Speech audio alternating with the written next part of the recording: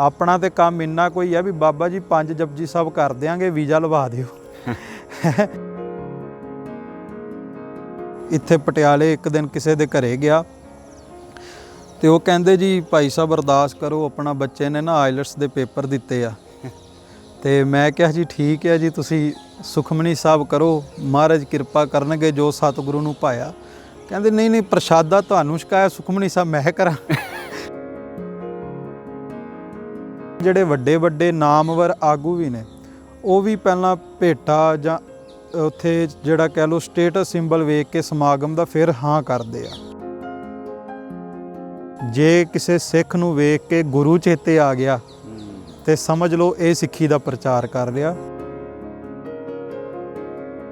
ਜਦੋਂ ਸ਼ਬਦ ਪੜ੍ਹਦੇ ਤੇ ਮੇਰੇ ਅੰਦਰ ਚੋਟ ਵੱਜੇ ਵੀ ਜੋ ਬਾਬਾ ਜੀ ਨੇ ਬਾਹਮਣ ਮੱਤ ਤੇ ਚੋਟ ਲਾਈ, ਮੈਂ ਮਾਫੀ ਚਾਹੁੰਦਾ, ਪਰ ਅੱਜ ਸਿੱਖ ਮੱਤ ਦੇ ਨਾਂ ਤੇ ਆਪੋ ਹੀ ਕੁਝ ਕਰ ਰਹੇ।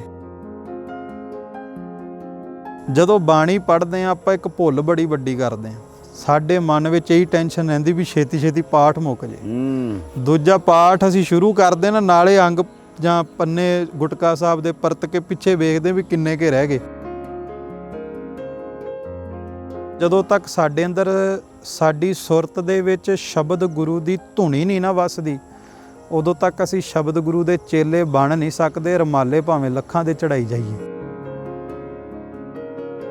ਜਦੋਂ ਮੈਨੂੰ ਕੋਈ ਵੀ ਫੋਨ ਕਰਕੇ ਕਹਿੰਦਾ ਕਿ ਮੇਰਾ ਵੀਜ਼ਾ ਲੱਗਾ ਤੇ ਮੈਂ ਚੱਲਾਂ, ਤੇ ਮੇਰੇ ਅੰਦਰੋਂ ਇੱਕ ਵਾਰ ਜ਼ਰੂਰ ਇਹ ਸਵਾਲ ਹੁੰਦਾ ਹੈ ਕਿ ਪੰਥ ਦੀ ਅਰਬਾਂ ਦੀ ਜਾਇਦਾਦ ਹੈ, ਪਰ ਸਾਡੇ ਬੱਚੇ ਬਾਹਰ ਜਾ ਕੇ ਜੇ ਰੈਸਟੋਰੈਂਟਾਂ ਤੇ ਢਾਬਿਆਂ ਤੇ ਕੰਮ ਕਰਦੇ ਆ, ਇਹਦਾ ਮਤਲਬ ਇਹ ਆ ਵੀ ਅੱਜ ਪੰਥ ਉਹਨਾਂ ਨੂੰ ਸਾਂਭ ਨਹੀਂ ਸਕਦਾ।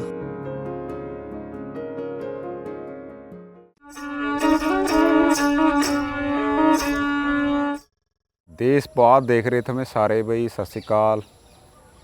पंजाब की जब भी बात चला था, पंजाब की बात चला तो सिੱਖੀ की बात चला, सिੱਖੀ की बात चला तो सिੱਖੀ के सिद्धांतों की बात चला। जिन्होंने सिद्धांतों वास्ते गुरु साहब ने अपना परिवार, अपना सरबंस कुर्बान कराया, तो दुनिया के इतिहास में एडे वड्डे मतलब कि एक तरह के किले खड़े करे मनुखता के, इंसानियत के, कुर्बानी के, कि अज कोई भी उन्होंने तुल नहीं हैगा। सो अज ਆਪਾਂ ਉਹਨਾਂ ਹੀ ਚੀਜ਼ਾਂ ਕੇ ਪਰ ਬਾਤਾਂ ਕਰਾਂਗੇ ਜਿਹੜੀ ਆਪਾਂ ਗੁਰੂ ਸਾਹਿਬ ਨੇ ਆਪਾਂ ਨੂੰ ਬਖਸ਼ੀਆਂ, ਤੇ ਆਪਾਂ ਕਿੱਥੇ ਪਹੁੰਚੇ ਹਾਂ, ਕਿੱਥੇ ਤੇ ਦੂਰ ਚਲੇ ਗਏ ਉਹਨਾਂ ਦੇ ਨੇੜੇ। ਸੋ ਮੇਰੀ ਗੱਲ ਅੱਜ ਭਾਈ ਸੁਖਜੀਤ ਸਿੰਘ ਜੀ ਘਨਈਆ ਸਿੱਖ ਪ੍ਰਚਾਰਕ ਹੈਗੇ ਆ, ਉਹਨਾਂ ਤੇ ਸਾਰੀਆਂ ਬਾਤਾਂ ਆਪਾਂ ਜਾਣਾਂਗੇ, ਉਹਨਾਂ ਨਾਲ ਬਾਤਾਂ ਕਰਾਂਗੇ। ਜੀ ਸਤਿ ਸ਼੍ਰੀ ਅਕਾਲ। ਵਾਹਿਗੁਰੂ ਜੀ ਕਾ ਖਾਲਸਾ, ਵਾਹਿਗੁਰੂ ਜੀ ਕੀ ਫਤਿਹ। ਮੈਂ ਨਾ ਪਿਛਲੇ ਹਫਤੇ ਮੈਂ ਹਰਮਨ ਗਏ ਤੇ ਚੰਡੀਗੜ੍ਹ ਇੱਕ ਸਿੰਘ ਹੈ, ਆਪਾਂ ਉੱਥੇ ਦੇ ਸ਼ੁਰੂ ਕਰਾਂ। ਉਹ ਭਾਈ ਜਿਹੜੇ ਹੈਗੇ ਆ ਝਾੜਖੰਡ ਕੇ। ਅੱਛਾ ਜੀ। ਸਿੰਘ ਸਜੇ ਅਮਰ ਛਕਿਆ। ਉਹਨਾਂ ਨੇ ਬਹੁਤ ਕਮਾਲ ਦੀ ਇੱਕ ਬਾਤ ਕਹੀ, ਕਹਿੰਦਾ ਸਿੱਖੀ ਪ੍ਰਚਾਰ ਦਾ ਨਹੀਂ ਹੈ, ਕੋਈ ਵੀ ਪ੍ਰਚਾਰ ਹੋ ਰਿਹਾ, ਇਹ ਕੋਈ ਬਿਜ਼ਨਸ ਨਹੀਂ ਹੈ। ਕਹਿੰਦਾ ਸਿੱਖੀ ਕਰਤਾਰ ਦੀ ਹੈ। ਜੀ ਤੁਹਾਨੂੰ ਕੀ ਲੱਗਦਾ? ਮੈਂ ਇੱਕ ਵਾਰੀ ਮਣੀਕਰਨ ਸਾਹਿਬ ਦਰਸ਼ਨ ਕਰਨ ਗਿਆ, ਤੇ ਹੋਰ ਵੀ ਕਾਫੀ ਥਾਵਾਂ ਤੇ ਆਪਾਂ ਜਾਂਦੇ ਹੀ ਆ, ਸਤਿਗੁਰੂ ਕਿਰਪਾ ਕਰਦੇ ਬਿੱਧ ਬਣਦੀ ਆ। ਪਰ ਨਾ ਮਣੀਕਰਨ ਸਾਹਿਬ ਜਦੋਂ ਗਏ ਤੇ ਰਸਤਾ ਬਹੁਤ ਭੀੜਾ ਸੀ, ਤੇ ਇਹ ਸੜਕ ਵੀ ਉੱਧਰ ਤੁਹਾਨੂੰ ਪਤਾ ਪਹਾੜਾਂ ਤੇ ਕਿੱਦਾਂ ਦੀ ਹੁੰਦੀ ਆ। ਤੇ ਮੈਂ ਉੱਥੇ ਜਦੋਂ ਮਣੀਕਰਨ ਸਾਹਿਬ ਦਰਸ਼ਨ ਕੀਤੇ, ਮੈਂ ਨਾਲ ਆਪਣੇ ਸਿੰਘਾਂ ਨਾਲ ਗੱਲ ਕੀਤੀ ਵੀ ਅੱਜ ਆਪਾਂ ਦਾਅਵਾ ਤਾਂ ਕਰਦੇ ਹਾਂ ਅਸੀਂ ਪ੍ਰਚਾਰ ਕਰ ਰਹੇ ਹਾਂ ਸਿੱਖੀ ਦਾ, ਪਰ ਜੋ ਪ੍ਰਚਾਰ ਗੁਰੂ ਨਾਨਕ ਸਾਹਿਬ ਨੇ ਕੀਤਾ ਉਹ ਨਾ ਅਸੀਂ ਕਰ ਸਕਦੇ ਹਾਂ ਨਾ ਕਰ ਸਕਾਂਗੇ। ਕਿਉਂਕਿ ਅੱਜ ਪ੍ਰਚਾਰ ਵੀ ਇੱਦਾਂ ਵੀ ਜਦੋਂ ਕੋਈ ਪ੍ਰੋਗਰਾਮ ਲਈ ਸਾਨੂੰ ਕਵੇ, ਆਪਾਂ ਪਹਿਲਾਂ ਕਹਿੰਦੇ ਵੀ ਸਮਾਗਮ ਕਿੱਥੇ ਹੈ, ਜੇ ਕੋਈ ਬੁਲਾਵੇ ਤਾਂ ਹੀ ਜਾਂਦੇ ਆ। ਦੂਸਰਾ ਜਿਹੜੇ ਵੱਡੇ ਵੱਡੇ ਨਾਮਵਰ ਆਗੂ ਵੀ ਨੇ, ਉਹ ਵੀ ਪਹਿਲਾਂ ਭੇਟਾ ਜਾਂ ਉੱਥੇ ਜਿਹੜਾ ਕਹਿ ਲਓ ਸਟੇਟਸ ਸਿੰਬਲ ਵੇਖ ਕੇ ਸਮਾਗਮ ਦਾ ਫਿਰ ਹਾਂ ਕਰਦੇ ਆ। ਪਰ ਬਾਬਾ ਨਾਨਕ ਐਸੇ ਤਰ੍ਹਾਂ ਸਿੱਖੀ ਦਾ ਪ੍ਰਚਾਰ ਕੀਤਾ ਵੀ ਜਿੱਥੇ ਵੀ ਪਤਾ ਲੱਗਾ ਨਾ ਕੋਈ ਦੁਖੀ ਹੈ, ਕਿਸੇ ਨੂੰ ਨਾਮ ਦੀ ਭੁੱਖ ਹੈ, ਕਿਸੇ ਨੂੰ ਪਰਮਾਤਮਾ ਦੀ ਗੋਦ ਦਾ ਆਨੰਦ ਚਾਹੀਦਾ, ਸਤਿਗੁਰੂ ਬਿਨਾਂ ਕਿਸੇ ਸੱਦੇ ਤੋਂ ਗਏ, ਕੁੰਡਾ ਖੜਕਾਇਆ ਤੇ ਜਾ ਕਰਕੇ ਕਲਾਵੇ ਵਿੱਚ ਲਿਆ। ਦੂਸਰਾ ਕਰਤਾਰ ਦੀ ਗੱਲ ਇੱਦਾਂ ਹੈ, ਕਹਿੰਦੇ ਭਾਈ ਗੁਰਦਾਸ ਜੀ ਕਿਸੇ ਨਗਰ ਵਿੱਚ ਗਏ, ਕੁਝ ਦਿਨ ਉੱਥੇ ਠਹਿਰੇ। ਭਾਈ ਗੁਰਦਾਸ ਜੀ ਨੂੰ ਕਹਿੰਦੀ ਸੰਗਤ ਕਿ ਭਾਈ ਸਾਹਿਬ ਤੁਸੀਂ ਕਥਾ ਕਰੋ, ਪ੍ਰਚਾਰ ਕਰੋ। ਉਹ ਕਹਿੰਦੇ ਜੇ ਮੇਰੇ ਇਸ ਨਗਰ ਵਿੱਚ ਰਿਆਂ ਕਥਾ ਨਹੀਂ ਨਾ ਹੋਈ, ਜੇ ਮੇਰੇ ਰਿਆਂ ਕੋਈ ਪ੍ਰਭਾਵ ਨਹੀਂ ਪਿਆ, ਮੇਰੇ ਬੋਲਿਆਂ ਵੀ ਨਹੀਂ ਪੈਣਾ। ਕਿਉਂਕਿ ਪ੍ਰਭਾਵ ਕਰਨੀ ਦਾ ਹੋਣਾ, ਕਥਨੀ ਦਾ ਨਹੀਂ ਹੋਣਾ। ਪਰ ਇਹ ਕਲਯੁੱਗ ਹੈ, ਵੀ ਅੱਜ ਦੇ ਸਮੇਂ ਵਿੱਚ ਕਥਨੀ ਦਾ ਪ੍ਰਭਾਵ ਜ਼ਿਆਦਾ ਕਬੂਲਦੇ ਨੇ ਲੋਕ, ਕਰਨੀ ਘੱਟ ਹੈ। ਪਰ ਗੁਰੂ ਨਾਨਕ ਦੇ ਘਰ ਵਿੱਚ ਕਰਨੀ ਪ੍ਰਧਾਨ ਹੈ, ਕਥਨੀ ਪ੍ਰਧਾਨ ਨਹੀਂ। ਕਰਤਾਰ ਸਿੱਖੀ ਦੇ ਪ੍ਰਚਾਰ ਵਾਸਤੇ ਸਭ ਤੋਂ ਜ਼ਿਆਦਾ ਜ਼ਰੂਰੀ ਨੇ। ਮੈਂ ਇੱਕ ਹਮੇਸ਼ਾ ਬੇਨਤੀ ਕਰਦਾ ਵੀ ਜੇ ਸੋਚਣਾ ਹੋਵੇ ਨਾ ਸਿੱਖ ਕਿਹੋ ਜਿਹਾ ਹੋਵੇ, ਸਿੱਖ ਦੀ ਪਰਿਭਾਸ਼ਾ ਕੀ ਹੈ। ਮੰਨ ਲਓ ਸਿੱਖ ਗਲੀ ਤੋਂ ਵੀ ਲੰਘ ਰਿਹਾ, ਜੇ ਕਿਸੇ ਸਿੱਖ ਨੂੰ ਵੇਖ ਕੇ ਗੁਰੂ ਚੇਤੇ ਆ ਗਿਆ ਤੇ ਸਮਝ ਲਓ ਇਹ ਸਿੱਖੀ ਦਾ ਪ੍ਰਚਾਰ ਕਰ ਰਿਹਾ। ਕੱਲਾ ਪਹਿਰਾਵੇ ਨਾਲ, ਕੱਲਾ ਵੱਡੀਆਂ ਸਟੇਜਾਂ ਨਾਲ ਪ੍ਰਚਾਰ ਨਹੀਂ, ਪ੍ਰਚਾਰ ਸਾਡੇ ਆਤਮਿਕ ਜੀਵਨ ਨਾਲ ਹੁੰਦਾ। ਅੱਜ ਕੱਲ੍ਹ ਮੈਂ ਕਈ ਵਾਰ ਪੜ੍ਹਦਾ ਜਾਂ ਅਖਬਾਰਾਂ ਵੀ ਇਸ਼ਤਿਹਾਰ ਛਪ ਰਹੇ ਹੈ। ਅੱਜ ਹੀ ਮੈਂ ਕਿਤੇ ਪੜ੍ਹ ਰਿਹਾ ਤਾਂ ਕਹਿੰਦੇ ਵੀ 1.25 ਲੱਖ ਪਾਠ ਕਰਿਆ ਜਾਏਗਾ ਜੀ।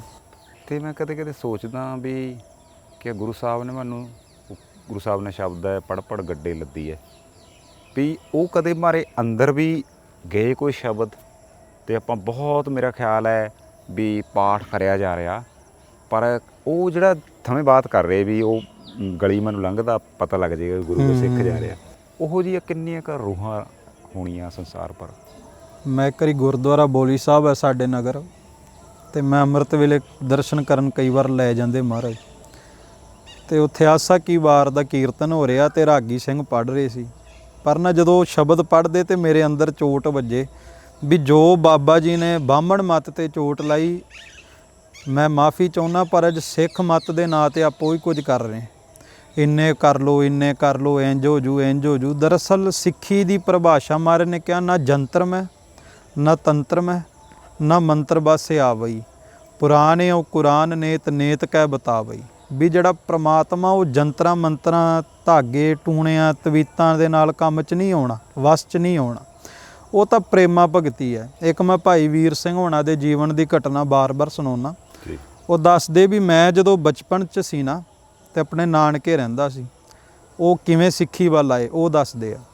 ਕਹਿੰਦੇ ਮੇਰੇ ਨਾਨਾ ਜੀ ਦੇ ਦੋਸਤ ਆਏ ਸੀ, ਉਹਨਾਂ ਦਾ ਆਸਣ ਮੇਰੇ ਨਾਲ ਲਾ ਦਿੱਤਾ ਕਮਰੇ 'ਚ। ਭਾਈ ਵੀਰ ਸਿੰਘ ਕਹਿੰਦੇ ਵੀ ਉਹ ਆਏ, ਉਹਨਾਂ ਨੇ ਅੰਮ੍ਰਿਤ ਵੇਲਾ ਕੀਤਾ।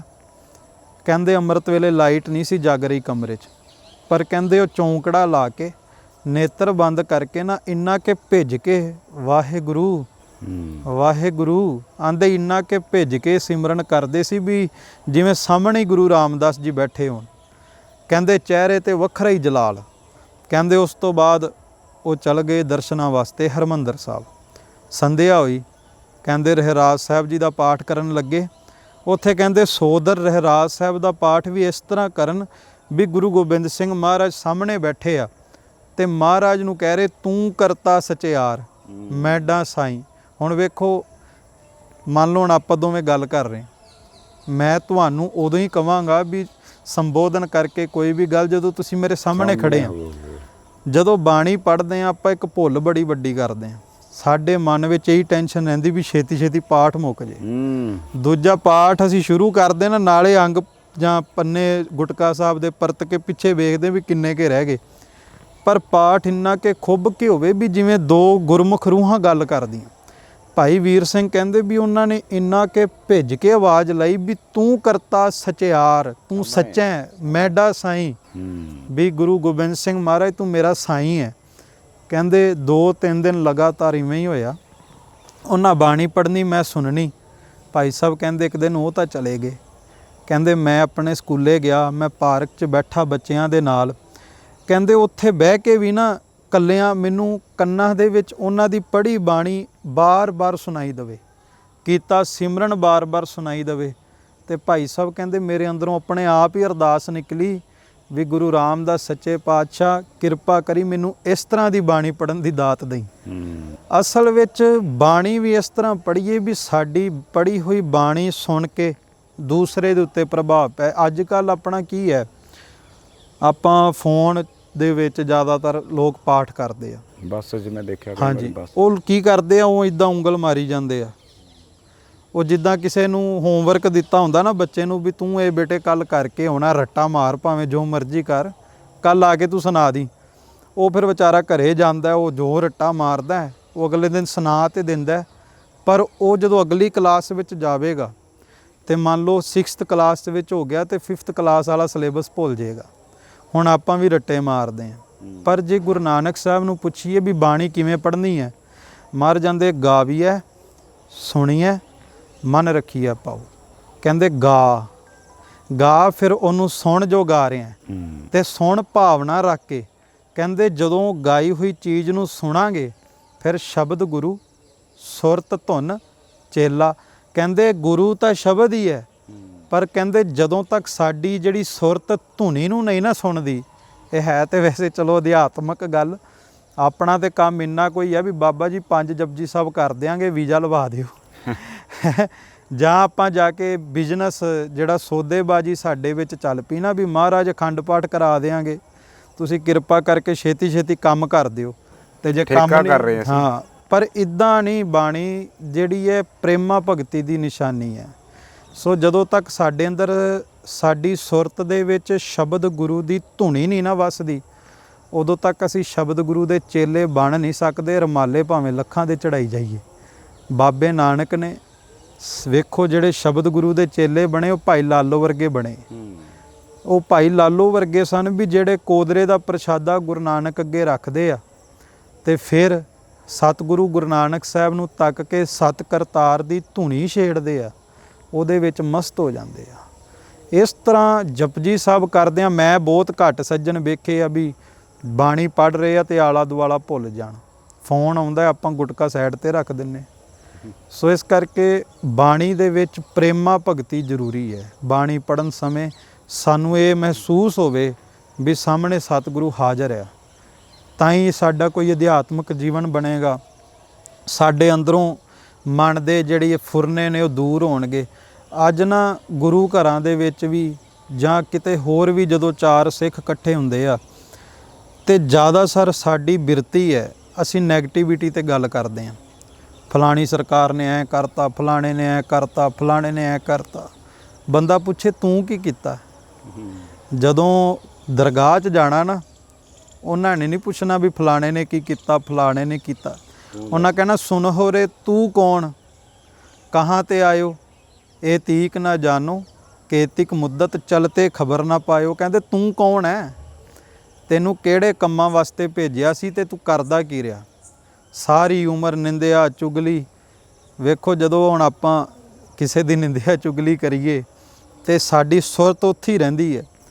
ਕਈ ਵਾਰ ਵੇਖਣ ਵਿੱਚ ਆਉਂਦਾ ਜਦੋਂ ਦੋ ਬੰਦੇ ਆਪਸ ਵਿੱਚ ਦੁਨਿਆਵੀ ਗੱਲਾਂ ਕਰਦੇ ਨਾ, ਕੋਲ ਨਿਆਣਾ ਆ ਕੇ ਕਵੇ ਵੀ ਮੇਰੀ ਗੱਲ ਸੁਣ, ਤੂੰ ਖੜ ਜਾ 5 ਮਿੰਟ ਪਹਿਲਾਂ ਗੱਲ ਕਰ ਲੈਂਦੇ।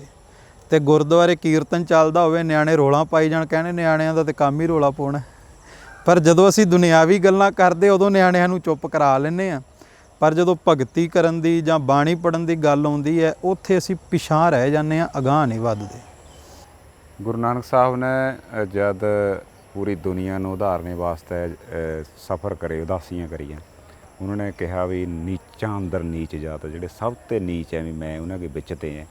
ਗੁਰੂ ਗੋਬਿੰਦ ਸਿੰਘ ਜੀ ਮਹਾਰਾਜ ਨੇ ਕਿਹਾ ਵੀ ਇਨਹੀ ਕੀ ਕਿਰਪਾ ਸੇ ਸਜੇ ਹਮ ਹੈ ਜੀ। ਖਾਲਸਾ ਸਾਜਿਆ ਗਿਆ ਉਹਨਾਂ ਦੇ ਵਿੱਚ ਤੇ।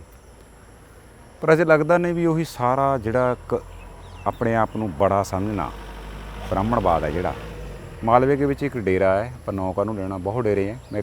ਮੈਨੂੰ ਕਿਸੇ ਕੋ ਮਿਲਿਆ, ਉਹਨੇ ਦੱਸਿਆ, ਕਹਿੰਦੇ ਉਸ ਡੇਰੇ में ਕੁਛ ਖੜਾਇਆ ਜਹਾ ਬੰਦਿਆਂ ਨੂੰ ਕੋਈ ਇਲਾਜ ਵਾਸਤੇ ਜੋ ਵੀ ਹੈ ਉਹਨਾਂ ਦਾ। ਕਹਿੰਦੇ ਵੀ ਉਹ ਜਿਹੜਾ ਪੁੱਛਾਂ ਵੀ ਜਿਹੜਾ ਬੰਦਾ ਦਲਿਤ ਹੈ, ਹਾਲਾਂਕਿ ਸਿੱਖੀ ਦੇ ਵੀ ਤਾਂ ਕੁਛ ਸ਼ਬਦ ਹੀ ਨਹੀਂ ਜੀ ਪਰਾਂ ਬੈਠੇਗਾ।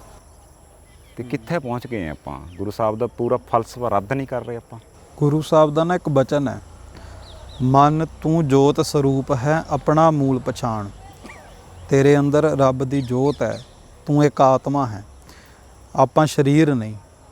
ਅੱਜ ਸਾਡੀ ਬਿਰਤੀ ਸਰੀਰਾਂ ਤੱਕ ਹੈ, ਜੋ ਦ੍ਰਿਸ਼ਟਮਾਨ ਹੈ। ਅਦ੍ਰਿਸ਼ਟਮਾਨ ਆਤਮਾ ਤੱਕ ਸਾਡੀ ਪਹੁੰਚ ਹੀ ਨਹੀਂ, ਸਾਨੂੰ ਪਤਾ ਨਹੀਂ। ਪਰ ਸਰੀਰ ਦਾ ਰੰਗ ਕਾਲਾ ਜਾਂ ਗੋਰਾ ਹੋ ਸਕਦਾ ਹੈ, ਆਤਮਾ ਦਾ ਤੇ ਕੋਈ ਰੰਗ ਨਹੀਂ। ਸਰੀਰ ਲੰਬਾ ਵੀ ਹੋ ਸਕਦਾ ਹੈ, ਬੌਣਾ ਵੀ ਹੋ ਸਕਦਾ ਕੱਦ ਕਰਕੇ, ਪਰ ਆਤਮਾ ਦਾ ਕੋਈ ਆਕਾਰ ਵੀ ਨਹੀਂ। ਸਰੀਰਾਂ ਦੇ ਚੱਲਣ ਦਾ ਤਰੀਕਾ ਵੱਖਰਾ ਹੋਵੇਗਾ, ਕੰਮਕਾਰ ਵੱਖਰਾ ਹੋਵੇਗਾ। ਹੁਣ ਰੱਬ ਨੇ ਦੁਨੀਆ ਤੇ ਆਤਮਾਵਾਂ ਨੂੰ ਭੇਜਿਆ, ਹਰ ਇੱਕ ਨੂੰ ਆਪਣਾ ਆਪਣਾ ਧੰਦਾ ਦਿੱਤਾ, ਇੱਕ ਆਪਣੀ ਡਿਊਟੀ ਦਿੱਤੀ ਹੈ। ਪਰ ਜਿਹੜੀ ਆਤਮਾ ਹੈ, ਆਤਮਾ ਦੀ ਕੋਈ ਡਿਊਟੀ ਨਹੀਂ, ਆਤਮਾ ਦੀ ਇੱਕੋ ਡਿਊਟੀ ਹੈ, ਉਹਨੇ ਰੱਬ ਤੱਕ ਪਹੁੰਚ ਕਰਨੀ ਹੈ, ਚੰਗੇ ਕਰਮ ਕਮਾਉਣੇ ਨੇ। ਹੁਣ ਅੱਜ ਗੁਰੂ ਨਾਨਕ ਸਾਹਿਬ ਮਹਾਰਾਜ ਦਾ ਇਹ ਉਪਦੇਸ਼ ਸੀ ਸਿੱਖਾਂ ਨੂੰ ਵੀ ਤੁਸੀਂ ਬਾਹਰਲੇ ਰੂਪ ਰੰਗ ਦੇ ਵਿੱਚ ਨਹੀਂ ਪੈਣਾ, ਬਾਹਰਲੀਆਂ ਜਾਤਾਂ ਪਾਤਾਂ ਵਿੱਚ ਨਹੀਂ ਪੈਣਾ। ਜਾਤਾਂ ਪਾਤਾਂ ਦਾ ਮਹਾਰਾਜ ਨੇ ਖੰਡਨ ਕੀਤਾ, ਕਿਉਂਕਿ ਪਹਿਲਾਂ ਹੀ ਚੱਲਦਾ ਸੀ ਨਾ, ਸ਼ੂਦਰ ਹੈ, ਖੱਤਰੀ ਹੈ, ਬ੍ਰਾਹਮਣ ਹੈ, ਸ਼ੂਦਰ ਹੈ, ਵੈਸ਼ ਹੈ। ਸਤਿਗੁਰੂ ਨੇ ਇਹਨਾਂ ਚੀਜ਼ਾਂ ਤੋਂ ਹਟਾਇਆ।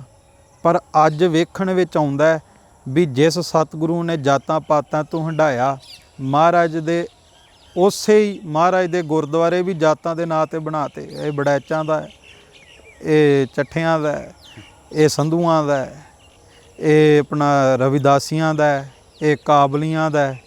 ਮੈਂ ਤਾਂ ਇੱਥੋਂ ਤੱਕ ਵੀ ਮੈਂ ਬਾਹਰ ਗਿਆ ਇੰਗਲੈਂਡ, ਤੇ ਉੱਥੇ ਵੀ ਮਤਲਬ ਇੱਦਾਂ ਗੁਰਦੁਆਰੇ ਬਣੇ ਵੀ ਇਹ ਕਾਬਲੀਆਂ ਦਾ, ਇਹ ਫਲਾਣਿਆਂ ਦਾ, ਇਹ ਫਲਾਣਿਆਂ ਦਾ।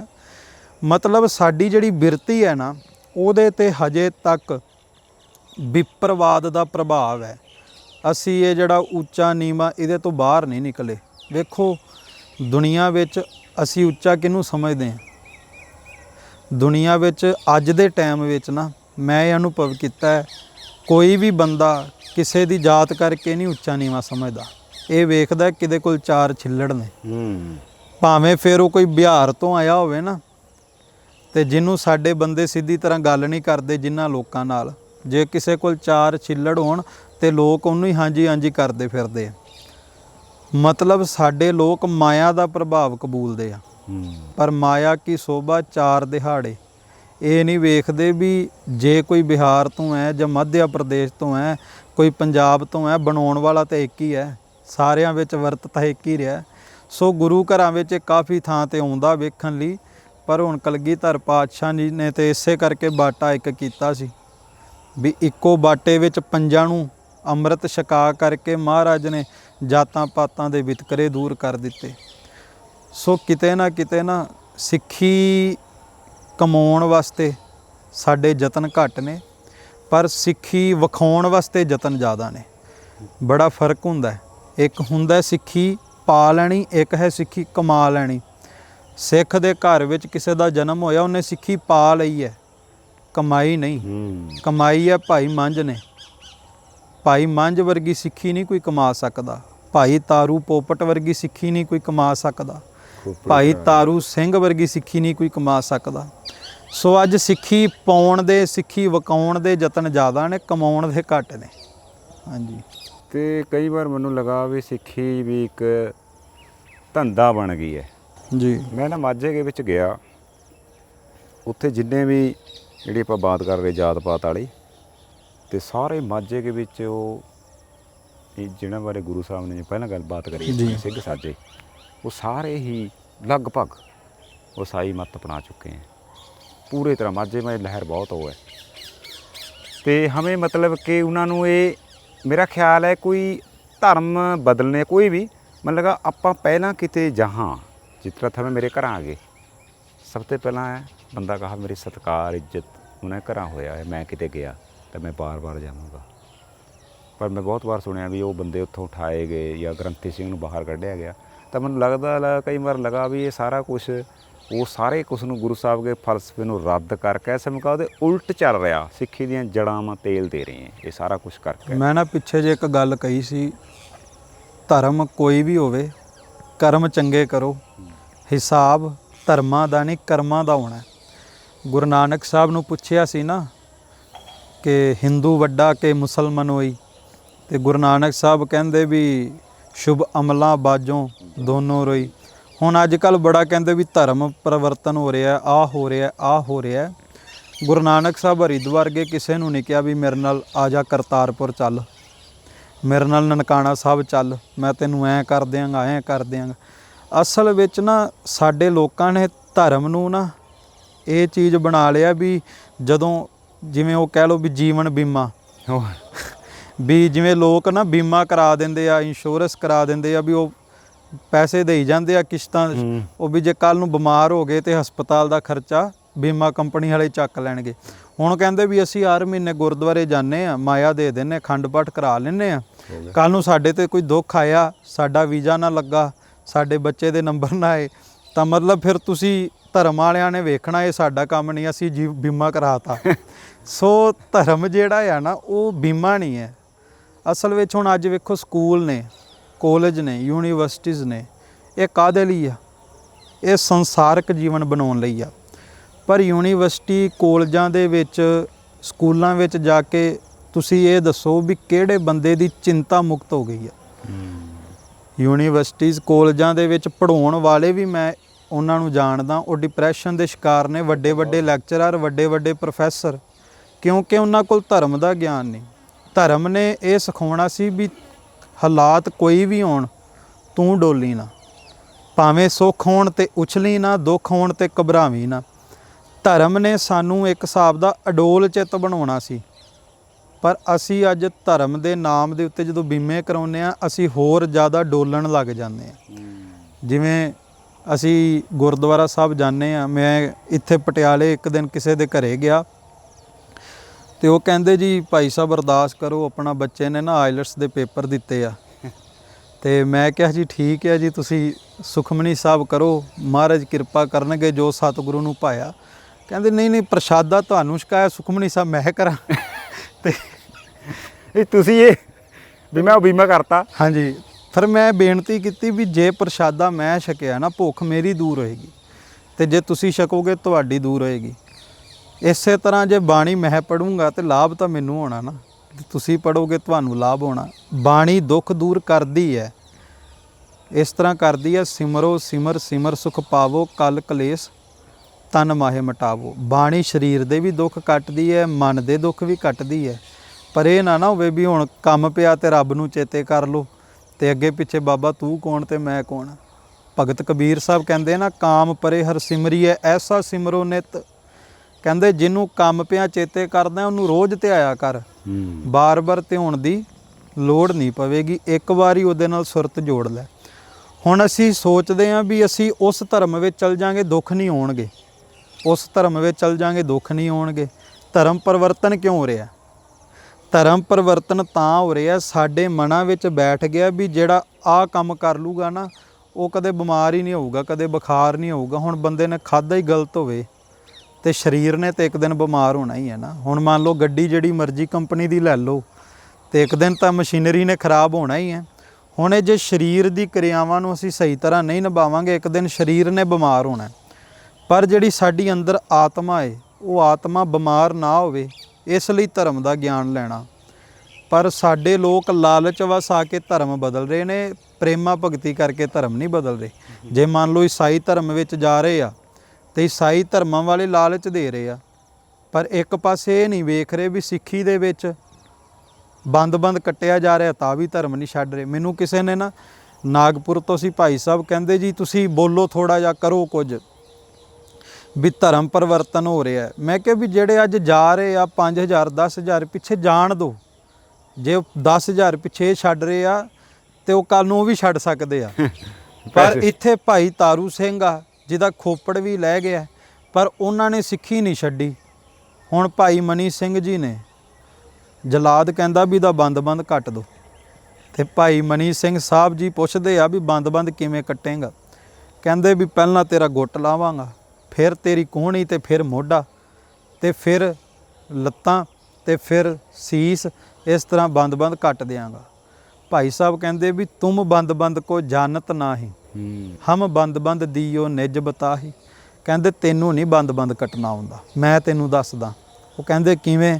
ਕਹਿੰਦੇ ਵੀ ਆਹ ਉਂਗਲ ਆ, ਇਸ ਇੱਕ ਉਂਗਲ ਦੇ ਜਦੋਂ ਤੱਕ 3 ਹਿੱਸੇ ਨਹੀਂ ਹੁੰਦੇ ਉਦੋਂ ਤੱਕ ਬੰਦ ਨਹੀਂ ਕੱਟਿਆ ਜਾਣਾ। ਸੋ ਸਿੱਖੀ ਨਿਭਾਉਣਾ ਤੇ ਐਸੇ ਸੂਰਮਿਆਂ ਦਾ, ਸਿੱਖੀ ਵਾਲੇ ਤੇ ਇੱਥੇ ਲਾਲਚ ਵਾਲੀ ਤਾਂ ਗੱਲ ਹੀ ਨਹੀਂ। ਬਾਬਾ ਤੇ ਪਹਿਲਾਂ ਹੀ ਕਹਿੰਦਾ ਜੋ ਤੋ ਪ੍ਰੇਮ ਖਿਲਣ ਕਾ ਚਾਓ, ਸਿਰ ਧਰ ਤਲੀ ਗਲੀ ਮੇਰੀ ਆਓ। ਪਰ ਮੈਂ ਇੱਕ ਇਹ ਵੀ ਬੇਨਤੀ ਕਰਾਂ ਵੀ ਇਹ ਧਰਮ ਵਿੱਚ ਪ੍ਰਪੱਕ ਹੋਣ ਲਈ, ਧਰਮ ਦੇ ਨਾਲ ਮੁਹੱਬਤ ਕਰਨ ਵਾਸਤੇ ਸਾਡੇ ਪੂਰਵਜਾਂ ਨੇ ਇਹ ਪੂਰਨੇ ਪਾਏ। ਪਰ ਇਹਦਾ ਮਤਲਬ ਇਹ ਵੀ ਨਹੀਂ ਵੀ ਹੁਣ ਸਾਡੇ ਜਿਹੜੇ ਪੰਥ ਦੇ ਵੱਡੇ ਆਗੂ ਆਪਣੀ ਜ਼ਿੰਮੇਵਾਰੀਆਂ ਤੋਂ ਮੁਨਕਰ ਹੋ ਜਾਣ। ਜੇ ਕੋਈ ਗਰੀਬ ਹੈ, ਜੇ ਕੋਈ ਲੋੜਵੰਦ ਹੈ, ਤੇ ਆਗੂਆਂ ਦਾ ਇਹ ਵੀ ਮਤਲਬ ਹੈ ਵੀ ਉਹ ਉਹਦੀ ਮਦਦ ਵੀ ਕਰਨ। ਜੇ ਕਿਸੇ ਗਰੀਬ ਦਾ ਘਰ ਨਹੀਂ, ਉਹਨੂੰ ਘਰ ਬਣਾ ਕੇ ਦੇਣ। ਜੇ ਕੋਈ ਬੱਚਾ ਪੜ੍ਹ ਨਹੀਂ ਸਕਦਾ, ਉਹਦੀ ਪੜ੍ਹਾਈ ਦਾ ਖਰਚਾ ਚੱਕਣ।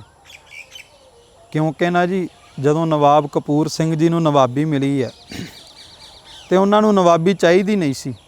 ਨਵਾਬ ਕਪੂਰ ਸਿੰਘ ਨੂੰ ਪਹਿਲਾਂ ਤੋਂ ਲੈ ਹੀ ਨਹੀਂ ਸਨ ਰਹੇ ਨਵਾਬੀ।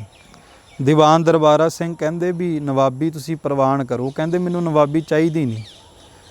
ਕਹਿੰਦੇ ਗੁਰੂ ਸਾਹਿਬ ਦਾ ਹੁਕਮਨਾਮਾ ਲਿਆ ਤੇ ਹੁਕਮਨਾਮਾ ਆਇਆ, ਟਹਿਲ ਮਹਿਲ ਤਾ ਕੋ ਮਿਲੈ ਜਾ ਕੋ ਸਾਧ ਕਿਰਪਾਲ। ਜਦੋਂ ਇਹ ਬਾਣੀ ਦਾ ਸ਼ਬਦ ਆ ਗਿਆ ਤੇ ਕਹਿੰਦੇ ਤੁਸੀਂ ਨਵਾਬੀ ਲਓ। ਹੁਣ ਤਾਂ ਬਾਣੀ ਨੇ ਹੁਕਮ ਕਰਤਾ। ਨਵਾਬ ਕਪੂਰ ਸਿੰਘ ਜੀ ਕਹਿੰਦੇ ਜੀ ਠੀਕ ਹੈ, ਪਰ ਮੇਰੀਆਂ 2 ਸ਼ਰਤਾਂ ਨੇ।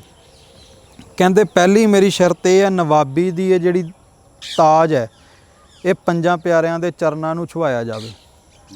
ਦੂਸਰੀ ਸ਼ਰਤ ਹੈ, ਮੈਂ ਇਸ ਨਵਾਬੀ ਦਾ ਤਾਜ ਆਪਣੇ ਕੋਲ ਰੱਖ ਕੇ ਵੀ ਘੋੜਿਆਂ ਦੀ ਲਿੱਦ ਚੱਕਣੋਂ ਨਹੀਂ ਹਟਾਂਗਾ, ਮਤਲਬ ਸੇਵਾ ਉਸੇ ਤਰ੍ਹਾਂ ਕਰਾਂਗਾ।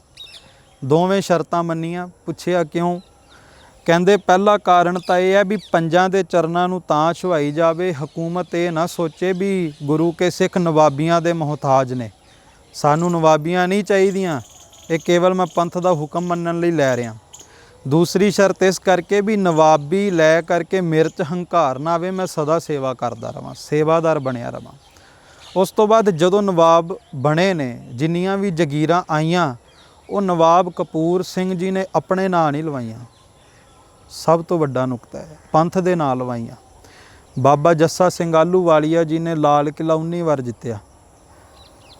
ਜਦੋਂ ਲਾਲ ਕਿਲ੍ਹਾ ਦਾ ਉਹਨਾਂ ਨੇ ਤਖਤ ਛੱਡ ਦਿੱਤਾ, ਠੀਕ ਹੈ, ਮੌਕੇ ਦੀ ਫਿਰ ਜਿਹੜੀ ਹਕੂਮਤ ਉਹਨਾਂ ਨੇ ਸਿੰਘਾਂ ਦੇ ਸਾਹਮਣੇ ਇਹ ਪੇਸ਼ ਰੱਖੀ ਭੇਟਾ ਵਜੋਂ ਕਿ ਤੁਸੀਂ ਜੋ ਕਹੋਗੇ ਅਸੀਂ ਕਰਾਂਗੇ, ਤੁਸੀਂ ਹੁਕਮ ਲਾਓ। ਤੇ ਬਾਬਾ ਜੱਸਾ ਸਿੰਘ ਆਹਲੂਵਾਲੀਆ ਨੇ ਇਹ ਨਹੀਂ ਕਿਹਾ ਵੀ ਮੇਰੇ ਬੰਗਲੇ ਪਾ ਦਿਓ, ਜਾਂ ਸਰਦਾਰ ਬਘੇਲ ਸਿੰਘ ਹੋਣਾ ਇਹ ਨਹੀਂ ਕਿਹਾ ਕਿ ਸਾਡੀਆਂ ਜਗੀਰਾਂ ਬਣਾ ਦਿਓ। ਉਹਨਾਂ ਨੇ ਉਦੋਂ ਵੀ ਪੰਥ ਦੀਆਂ ਜਗੀਰਾਂ ਬਣਾਈਆਂ। ਤੇ ਉਸ ਵਕਤ ਨਾ ਬਾਬਾ ਜੱਸਾ ਸਿੰਘ ਆਹਲੂਵਾਲੀਆ ਹੋਣਾ ਨੂੰ ਪੁੱਛਿਆ ਵੀ ਇਹ ਪੰਥ ਦੇ ਵਾਸਤੇ ਜਗੀਰਾਂ ਜਾਇਦਾਦਾਂ ਬਣਾਉਣ ਦਾ ਕੀ ਕਾਰਨ ਹੈ? ਬਾਬਾ ਜੱਸਾ ਸਿੰਘ ਜੀ ਨੇ ਇਤਿਹਾਸਕ ਗੁਰੂ ਘਰਾਂ ਦੀ ਉਸਾਰੀਆਂ ਕਰਵਾਈਆਂ। ਪੁੱਛਿਆ ਵੀ ਕਾਰਨ ਕੀ ਹੈ? ਤੇ ਬਾਬਾ ਜੱਸਾ ਸਿੰਘ ਆਹਲੂਵਾਲੀਆ ਕਹਿੰਦੇ ਵੀ ਅਸੀਂ ਪੰਥ ਦੀਆਂ ਜਾਇਦਾਦਾਂ ਜਗੀਰਾਂ ਤਾਂ ਬਣਾ ਰਹੇ ਹਾਂ, ਕੱਲ੍ਹ ਨੂੰ ਜਿਹੜੇ ਸਿੱਖ ਪੰਥ ਦੇ, ਖਾਲਸਾ ਪੰਥ ਦੇ ਆਉਣ ਵਾਲੇ ਬੱਚੇ ਹੋਣਗੇ ਨਾ, ਭੁੱਖੇ ਨਾ ਮਰਨ, ਉਹਨਾਂ ਦਾ ਆਪਣਾ ਰਾਜ ਹੋਵੇ, ਆਪਣੀ ਸਲਤਨਤ ਹੋਵੇ, ਆਪਣੀਆਂ ਜ਼ਮੀਨਾਂ ਹੋਣ, ਆਪਣੀ ਆਮਦਨੀ ਹੋਵੇ, ਤੇ ਸਾਡੇ ਬੱਚੇ ਉਹ ਕਿਤੇ ਹੋਰ ਦੀ ਮੁਹਤਾਜਗੀ ਨਾ ਕਰਨ। ਸੋ ਇਹ ਜਿਹੜੀਆਂ ਪੰਥ ਦੀਆਂ ਜਗੀਰਾਂ ਨੇ ਨਾ, ਵੱਡੀਆਂ ਵੱਡੀਆਂ ਸੰਸਥਾਵਾਂ ਨੂੰ ਜਿਹੜੀਆਂ ਅੱਜ ਜਾਇਦਾਦਾਂ ਮਿਲੀਆਂ, ਇਹ ਪੰਥ ਦੀਆਂ ਨੇ ਤੇ ਪੰਥ ਦੀ ਨੌਜਵਾਨ ਪਨੀਰੀ ਵਾਸਤੇ ਨੇ। ਮੇਰਾ ਬੜਾ ਦਿਲ ਦੁਖਦਾ ਵੈਸੇ ਜਦੋਂ ਬਾਹਰ ਸਾਡੇ ਬੱਚੇ ਜਹਾਜ਼ ਭਰ ਜਾਂਦੇ ਨੇ ਨਾ, ਜਦੋਂ ਮੈਨੂੰ ਕੋਈ ਵੀ ਫੋਨ ਕਰਕੇ ਕਹਿੰਦਾ ਕਿ ਮੇਰਾ ਵੀਜ਼ਾ ਲੱਗਾ ਤੇ ਮੈਂ ਚੱਲਾਂ, ਤੇ ਮੇਰੇ ਅੰਦਰੋਂ ਇੱਕ ਵਾਰ ਜ਼ਰੂਰ ਇਹ ਸਵਾਲ ਹੁੰਦਾ ਹੈ ਕਿ ਪੰਥ ਦੀ ਅਰਬਾਂ ਦੀ ਜਾਇਦਾਦ ਹੈ, ਪਰ ਸਾਡੇ ਬੱਚੇ ਬਾਹਰ ਜਾ ਕੇ ਜੇ ਰੈਸਟੋਰੈਂਟਾਂ ਤੇ ਢਾਬਿਆਂ ਤੇ ਕੰਮ ਕਰਦੇ ਆ, ਇਹਦਾ ਮਤਲਬ ਇਹ ਆ ਵੀ ਅੱਜ ਪੰਥ ਉਹਨਾਂ ਨੂੰ ਸਾਂਭ ਨਹੀਂ ਸਕਦਾ। ਸੋ ਉਹਨਾਂ ਨੂੰ ਸਾਂਭਣ ਦਾ ਵੀ ਸਾਡਾ ਹੀ ਫਰਜ਼ ਹੈ, ਕਿਉਂਕਿ ਇਹ ਸਤਿਗੁਰੂ ਨੇ ਹੀ ਕਿਹਾ ਵੀ ਇਨ ਗਰੀਬ ਸਿੱਖਣ ਕੋ ਦਊ ਪਾਤਸ਼ਾਹੀ ਯਾਦ ਕਰੇ ਹਮਰੀ ਗੁਰਿਆਈ। ਲਾਲਚ ਨਹੀਂ ਦਿੱਤਾ, ਪਰ ਹਜੂਰ ਸਾਹਿਬ ਮਾਲ ਟੇਕੜੀ ਗੁਰਦੁਆਰੇ ਤੋਂ ਖਜ਼ਾਨਾ ਲਿਆ ਕੇ ਵੰਡਿਆ ਤੇ ਮਹਾਰਾਜ ਨੇ ਵੀ ਨਾ। ਗੁਰੂ ਸਾਹਿਬ ਨੇ ਇਹ ਤਾਂ ਨਹੀਂ ਕਿਹਾ ਵੀ ਮੈਂ ਲਾਲਚ ਨਹੀਂ ਦੇਣਾ, ਜਿੰਨੇ ਜਾਣਾ ਜਾਓ, ਪਰ ਗੁਰੂ ਸਾਹਿਬ ਨੇ ਉਹਨਾਂ ਦੀਆਂ ਜ਼ਰੂਰਤਾਂ ਵੀ ਪੂਰੀਆਂ ਕੀਤੀਆਂ ਨੇ ਜੀ। ਸੋ ਮੇਰਾ ਖਿਆਲ ਹੈ ਵੀ ਸਿੱਖੀ ਜਿਹੜੀ ਨਿਜਵਾਤ ਤੇ ਉੱਪਰ ਉੱਠਿਆ ਇੱਕ ਰੂਹਾਨੀ, ਜਿਸ ਵਾਸਤੇ ਇੱਕ ਬੰਦਾ ਕੁਛ ਵੀ ਕੁਰਬਾਨ ਕਰ ਸਕਾ, मतलब कि ऊपर उठी हुई मतलब पूरी मनुखतावाद है, सोचने वाला फलसफा है।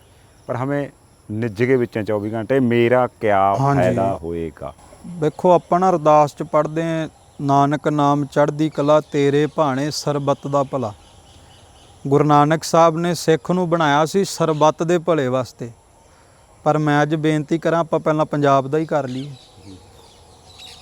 सरबत दा भला मंगण वाली कौम पंजाब दा भी भला ना कर सके। जिन्ना वड्डी सल्तनत सतगुरु ने सिखां नूं बख्शी है, जे तुसी इंटरनेट ते भी सर्च करो सब तो घट आबादी ਵਿੱਚ सिख नज़र आउंदे ने, पर सब तो वध अस्थान ते सब तो वध मायाधारी ते सब तो वध चढ़दी कला ते सब तो वध डंके दी चोट ते बोल बाला भी गुरु नानक दे सिखां दा। विदेशां विच भी जाओ ते एक एक शहर दे विच 8-8 गुरुद्वारे मिलदे आ। यूके साउथ हाल दे विच ही 8 गुरुद्वारे आ। ये जायदाद किहदी है? पंथ दी है, किसी दी निज दी नहीं। सो मतलब कि सतगुरु ने ना बहुत कृपा की है, रहमत की है, सानू सरबत दा भला करन वाली कौम पंथ बनाया। पर असी अज निज ना सवारीए, असी पंथ दा सवारीए, क्योंकि साडे ते मुरशद ने कहा सी पंथ वसे ਮੈਂ ਉਜੜਾਂ ਮਨ ਚਾਓ ਕਨੇਰਾ, ਵੀ ਮੇਰੇ ਮਨ ਵਿੱਚ ਚਾਅ ਏ ਪੰਥ ਵਸ ਜਾਵੇ ਮੈਂ ਉਜੜ ਜਾਵਾਂ। ਜੇ ਕਲਗੀਆਂ ਵਾਲੇ ਪਾਤਸ਼ਾਹ ਚਾਹੁੰਦੇ ਕਰਕੇ ਹਕੂਮਤਾਂ ਨਾਲ ਸਮਝੌਤਾ, ਸਹਿਮਜ਼ਾਦਿਆਂ ਦੇ ਨਾਂ ਜ਼ਮੀਨਾਂ ਲਵਾ ਕੇ ਤੇ ਆਪਣਾ ਰਹਿੰਦੇ। ਜਿਨ੍ਹਾਂ ਨੇ ਮੱਥਾ ਟੇਕਣਾ ਸੀ ਉਹ ਤਾਂ ਸਗੋਂ ਵੱਧਦੇ, ਨਮਸਕਾਰਾਂ ਕਰਨ ਵਾਲੇ ਤਾਂ ਵੱਧਦੇ। ਪਰ ਕਲਗੀਆਂ ਵਾਲੇ ਨੇ ਇਕੱਲੇ ਮੱਥੇ ਟੇਕਣੇ ਨਹੀਂ ਵੇਖੇ, ਕਲਗੀਆਂ ਵਾਲੇ ਪਾਤਸ਼ਾਹ ਨੇ ਆਪਣਾ ਨਿੱਜ ਨਹੀਂ ਵੇਖਿਆ। ਮਹਾਰਾਜ ਨੇ ਇਹ ਦੱਸਿਆ ਆਪਣੀ ਆਉਣ ਵਾਲੀ ਪਨੀਰੀ ਨੂੰ ਕਿ ਪੰਥ ਨੂੰ ਵਸਾਉਣ ਵਾਸਤੇ ਖੁਦ ਉੱਜੜਨਾ ਪੈ ਜੇ ਤੇ ਉੱਜੜ ਜਿਓ, ਪਰ ਪੰਥ ਦੀ ਚੜ੍ਹਦੀ ਕਲਾ ਰੱਖਿਓ। ਸੋ ਇੱਕ ਮੈਂ ਹੋਰ ਵੀ ਬੇਨਤੀ ਕਰਾਂਗਾ ਵੀ ਸਰਬੱਤ ਦਾ ਭਲਾ ਤੇ ਤਾਂ ਕਰਾਂਗੇ ਨਾ ਜੇ ਘਰ ਸਵਾਰਿਆ ਹੋਏ। ਮੰਨ ਲਓ ਘਰ ਦੇ ਵਿੱਚ ਮਾਂ ਪਿਓ ਭੁੱਖੇ ਮਰਦੇ ਹੋਣ, ਆਪਣੇ ਘਰ ਦੇ ਵਿੱਚ ਲੈਂਟਰ ਵੀ ਨਾ ਪਿਆ ਹੋਵੇ, ਅਸੀਂ ਗਵਾਂਢੀ ਨੂੰ ਕਹੀਏ ਵੀ ਮੈਂ ਤੇਰੀ 5 ਮੰਜ਼ਲੀ ਕੋਠੀ ਬਣਾ ਦਿੰਦਾ, ਤੇ ਉਹਦੇ 'ਚ ਵੀ ਸਿਆਣਪ ਨਹੀਂ ਹੁੰਦੀ। ਸੋ ਅਸੀਂ ਪਹਿਲਾਂ ਆਪਣੇ ਜਿਹੜੇ ਪੰਥ ਦੇ ਸਾਡੇ ਪਰਿਵਾਰ ਨੇ ਜਾਂ ਜੋ ਗੁਰੂ ਘਰਾਂ ਵਿੱਚ ਸੇਵਾਵਾਂ ਨਿਭਾਉਂਦੇ ਨੇ, ਪਹਿਲਾਂ ਉਹਨਾਂ ਦੀ ਵੀ ਬਾਂਹ ਪਕੜਨ ਦੀ ਕੋਸ਼ਿਸ਼ ਕਰੀਏ। ਦੂਜਿਆਂ ਦਾ ਭਲਾ ਤਾਂ ਹੀ ਹੋਵੇਗਾ, ਪਹਿਲਾਂ ਆਪਣਾ ਘਰ ਵੀ ਸਵਾਰ ਲਈਏ। ਘਰ ਸੁਖ ਵਸਿਆ ਬਾਹਰ ਸੁਖ ਪਾਇਆ। ਠੀਕ ਹੈ ਬਾਬਾ ਜੀ, ਬਹੁਤ ਚੰਗਾ ਲੱਗਿਆ, ਬਹੁਤ ਮਿਹਰਬਾਨੀ। ਵਾਹਿਗੁਰੂ ਜੀ ਵਾਹਿਗੁਰੂ ਜੀ ਕਾ ਖਾਲਸਾ, ਵਾਹਿਗੁਰੂ ਜੀ ਕੀ ਫਤਿਹ।